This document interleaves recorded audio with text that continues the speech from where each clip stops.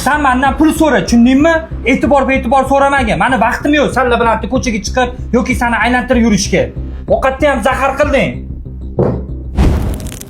O'rtoq, zo'r narsalar olib kelasan-da. O'zi seni bitta maslahatli ish bo'yicha chaqirtirgan edim. Nima masala bo'yicha chaqirtirgan eding? Erim anchadan beri o'zgarib qolgan. Sinab bersin deb o'tuvdim. Voy, jinnimisan? Shuncha yildan beri yashasang, endi sinatmoqchimisan? Sen men aytgan narsani qilib bergin.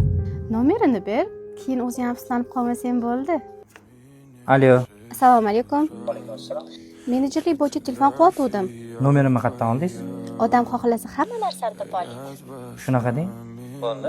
Men sizga unda Telegramga zakaz tashlayman. O'sha yerga keling, o'sha yerda gaplashamiz. Ha, o'rtoq, ering o'ralib qoldi-yu, bu yog'iga nima deysan? Sen shu narsani oxirigacha yetkazib ber, menga isboti bilan kerak. Sizda chiroyli qizga qanaqa ish topib bersam bo'lagina?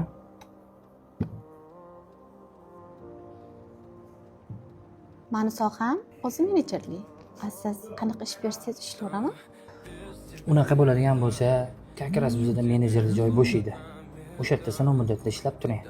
Yaxshi ishlasangiz, keyin yana boshqa joyga ko'taramiz. Nima deysiz? Unda qachondan ishga chiqsam bo'ladi? Xohlagan paytingiz ishga tushsangiz bo'ladi. Hozir 1 minut. Alo. Assalomu alaykum. Ha, gapir tezsiz. Qayerdasiz? Biznes hamkorim bilan birga suhbatlashib o'tirdik. Qachon kelasiz? Bo'pti, o'zim qoraman senga.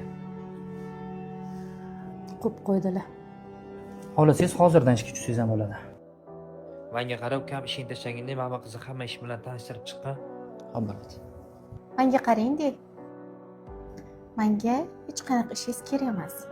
Sizning ayolingiz meni dugonam bo'ladi. Erimni sinab bergin degandi. Gumonlari bekorga emas ekanda. Har bitta insonni o'zini tarixi bo'ladi. Manmi pul. Xohlasang ayolimga borib ket, xohlasang baxtli hayot yasha. Mana ozgina ishlarim bor edi. Gaplashamiz. Alo. Nega telefoningni ko'tarmayapsan, o'rtoq? Boyagi masala bo'yicha ering oldiga kelgandi. Ering sen o'ylagan odam emas ekan. Gumonlaring noto'g'ri chiqyapti. Bir farishta Feride esa so'zlari cheksiz bo'lgan qishloqdan go'zal bu qiz istardi boylik modellik biznes tunlari uyqusiz kutardi sabrsiz